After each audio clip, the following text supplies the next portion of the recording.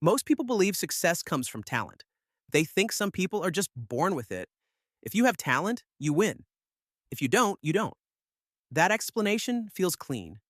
It feels fair, but it doesn't explain outcomes. Because talent doesn't decide results. Probability does. Let's slow this down. Every attempt you make is a roll of the dice. One roll tells you nothing. If it fails, it doesn't mean you're bad. If it succeeds, it doesn't mean you're special. It only means one outcome happened. Early on, results look random. Sometimes you try hard and nothing happens. Sometimes you try once and something works. This is where most people get confused. They mistake early randomness for a final verdict. They see a few bad outcomes and decide, maybe I don't have what it takes. But probability doesn't work that way. Probability needs volume. The more times you try, the less luck decides the outcome. Not because talent suddenly appeared, but because randomness runs out.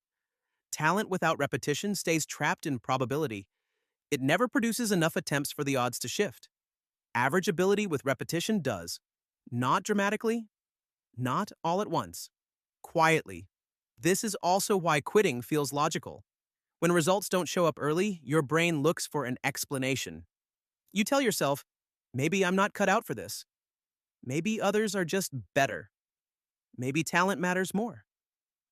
But that conclusion is based on too little data. You didn't lose. You just stopped early. Luck isn't magic. It's exposure over time. Every attempt increases the chance that the outcome changes. If you stop trying, the probability freezes exactly where it is. So the real difference between people who succeed and people who don't is rarely talent. It's how long they were willing to stay while the result still looked random. So don't ask, am I talented enough? Ask something more honest. How many attempts am I willing to make before I decide what's possible?